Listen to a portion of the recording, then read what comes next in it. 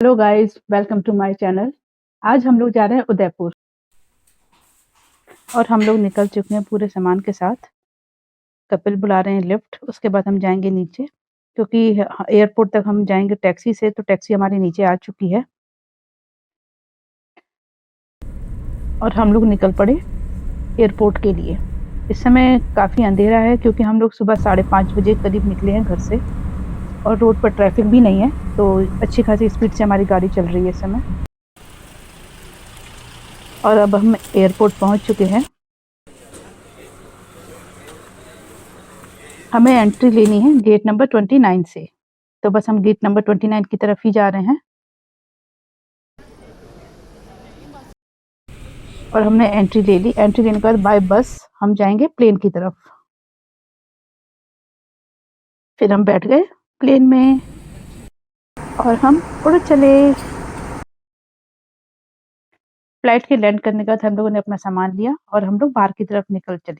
लेकिन बाहर निकलने से पहले हम लोगों ने सोचा कि कुछ फोटो सेशन भी कर लिया जाए, तो हम लोगों ने कुछ फोटोज वगैरह खिंचाए और फिर निकल चले बाहर की तरफ। बाहर आने पर कपिल ने प्रीपेड टैक्सी करी और होटल की तरफ जाते समय रास्ते में कई झीलें भी पड़ी थी। सबसे अच्छी बात ये थी कि झीलें एकदम साफ-सुथरी थी। होटल तक टैक्सी नहीं जा सकती थी, इसीलिए हमने पार्किंग एरिया से ही हम लोगों ने ऑटो किया। टैक्सी को अंदर जाने की परमिशन इसलिए नहीं थी क्योंकि ये ओल्ड एरिया है, ओल्ड उदयपुर है और यहाँ पर रेजिडेंशियल एरिया में था होटल। सबसे अच्छी बात ये थी कि वहाँ के टैक्सी ड्राइवर जो थे वो रूल फॉलो कर रहे थे। अदरवाइज़ दिल्ली में तो ये होता है कि ट वहाँ पर एंट्री हो या ना हो, बस चले जाना है अंदर, भले ही अंदर जाकर के ट्रैफिक जाम। ऑटो लेने के बाद भी हमारे रास्ते में एक झील और पड़ी और फिर हम पहुँच गए अपने होटल। होटल के बाहर से एक हवेली की तरह से फीलिंग आ रही थी। उसका जो लुक था, जो बना हुआ था, वो उसी तरीके से बना हुआ था। जब तक कपिल मैनेजर के साथ कुछ डिस्कस कर रहे थे, तो मैंने सोचा थोड़ा अंदर घूम लिया जाए होटल। तो वहाँ पर होटल के अंदर जो भी पेंटिंग्स वगैरह लगी हुई थी, वो बिल्कुल राजा-महाराजाओं की लगी थी और हर पेंटिंग अपनी एक अलग से कहानी कह रही थी। फिर फाइनली हम लोग अपने रूम में आ गए। रूम भी काफ़ी अच्छा था हमारा। फिर हम लोगों ने सोचा कि चलो जल्दी से तैयार होकर के निकलते हैं। आज हम पहले जाएँगे महाराणा प्रताप म्यूज़ियम। और फिर हम लोग निकल चले। हमने इन्हीं जिस टैक्सी से हम लोग आए थे एयरपोर्ट से, हमने उन्हीं टैक्सी वाले भैया से बात कर ली थी कि वो पूरे दिन आज हमें घुमाएँगे। तो हम उन्हीं की टैक्सी में हम लोग निकल चले। अभी हम जा रहे हैं महाराणा प्रताप संग्रहालय।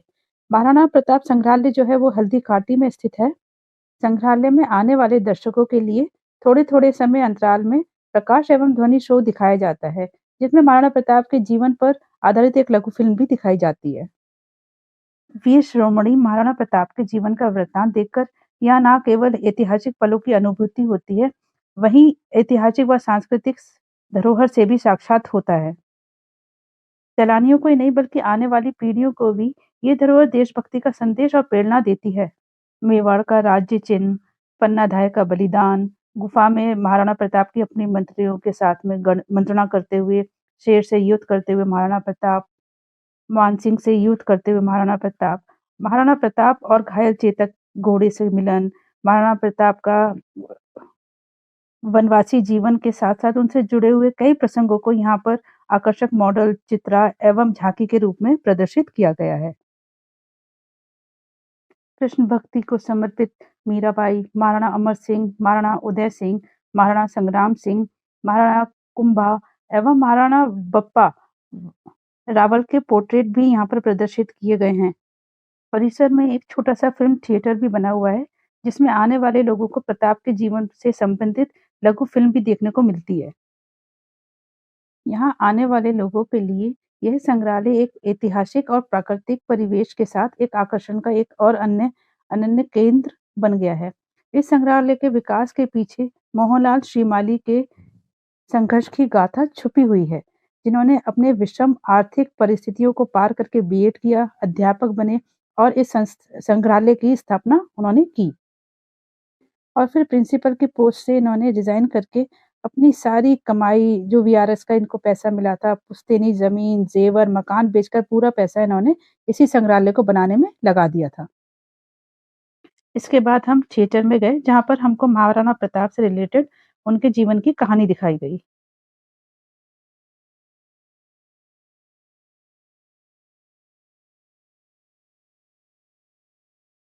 पहली झांकी महाराणा प्रताप की है।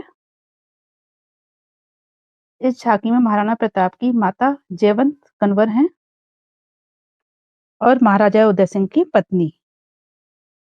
महाराणा प्रताप का जन्म 9 मई 1540 को कुंभलगढ़ में हुआ था। प्रताप का बचपन चित्तौड़गढ़ में गुजरा था। महाराणा प्रताप अपनी मातृभूमि की रिस्पेक्ट और डिग्निटी के लिए आखिरी दम तक लड़ते रहे और उन्होंने कभी भी अपने अंदर देशभक्ति की भावना को खत्म नहीं होने दिया और उनकी इसी देशभक्ति की भावना से कई लोग प्रेरित भी हुए। चेतक की मृत्यु के बाद उन्होंने अपना जीवन बड़ा ही सादगीपूर्ण व्यतीत किया था। इस किले में प्रताप का जन्म 9 मई 1540 में हुआ था। इस किले की ऊंचाई समुद्र तल से 3562 फीट की है और इसकी दीवार 36 किलोमीटर तक फैली हुई है। यह दृश्य मेवाड़ की प्राचीन राजधानी चित्तौड़गढ़ का है। इसी किले के अंदर महाराणा प्रताप का बचपन बीता था। इसी किले की तलहटियों में महाराणा प्रताप ने शिक्षा प्राप्त की थी। यह किला 52 वर्ग किलोमीटर फैला हुआ है। राज्य पर आक्रमण होने पर उसमें यदि किसी राजा या सैनिक वीर गति को प्राप्त होते थे तो उनकी पत्नियां, उनकी वीरांगनाएं इसी अग्नि में अपने आप को समर्पित कर अपने प्राण त्याग देती थी। इसी को हम जौहर कहते हैं। कुंवर अमर सिंह जो कि महाराणा प्रताप के पुत्र थे। अमर सिंह ने छावनियों से लूटा हुआ माल साथ में दुश्मन और उसकी बेगम को महाराणा प्रताप के सामने पेश किया। तब महाराणा प्रताप अमर सिंह पर क्रोधित हुए और कहा कि जहां से बेगम को बंदी बना करके लेकर के आए हो, इनको ससम्मान वहां पर वापस लौटा कर आओ। महाराणा प्रताप ने कहा, हमें नारियों से कोई दुश्मनी नहीं है, हमें तो देशद्रोहियों से दुश्मनी है जिन्होंने चारों तरफ आतंक फैलाया हुआ है। यह घटना भी चित्तौड़गढ़ किले के अंदर की ही है। मेवाड़ की एक ऐसी माँ भी थी जिसने अपने पुत्र का बलिदान देकर राजवंश की रक्षा की थी और इस माँ का नाम पन्नाधाय था। पन्नाधाय जाति से गुर्जर थी और राजकुमार की दाई माँ थी और बाईं तरफ तलवार हाथ में लिए खड़ा हुआ बलवीर सिंह दासी पुत्र है। बलवीर सिंह कुंवर की हत्या करके वहां की राजगद्दी चाहता था। एक दिन रात्रि में जब बलवीर सिंह राजकुमार उदय सिंह की हत्या के लिए आया तो पन्नाधाय ने राजकुमार उदय सिंह की जगह अपने पुत्र को रखकर उसका बलिदान दिया। यह घटना महाराणा प्रताप की वीरता को दर्शाती है। एक समय नरभक्षी बाघ का आतंक फैला हुआ था तो महाराणा प्रताप ने उसका शिकार कर उसे मार डाला। महाराणा प्रताप ने प्रतिज्ञा की थी कि जब तक अपनी मातृभूमि को वो शत्रुओं से मुक्त नहीं करा लेंगे तब तक ना ही तो वो महल में रहेंगे, ना ही किसी धातु के पात्र में भोजन करेंगे, ना ही किसी वस्त्र का बिछोना होगा। पत्ते ही भोजन के पात्र होंगे और जमीन ही उनका बिछोना होगी। यह दृश्य महाराणा प्रताप और उनके स्वामी भक्त घोड़े चेतक के अंतिम समय में मिलन का है। हल्दी घाटी के युद्ध के बाद चेतक ने 22 फीट के एक बरसाती नाले को पार किया। यह दृश्य महाराणा प्रताप के छोटे भाई शक्ति सिंह का है जो कि पहले मुगल सेना में शामिल थे। फिर बाद में महाराणा प्रताप के पास आकर उन्होंने माफी मांगी और अपना घोड़ा महाराणा प्रताप को दिया। महाराणा प्रताप और उनके भाई शक्ति सिंह ने अपने हाथों से अपने घोड़े चेतक का अंतिम संस्कार किया।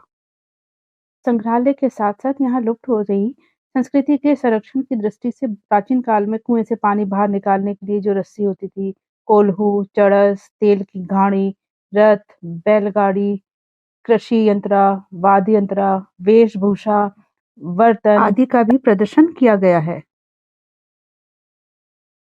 यहाँ आने जाने वाले लोगों के मनोरंजन के लिए एक कृत्रिम झील भी बनाई गई है जिसमें आप बोटिंग भी कर सकते हैं।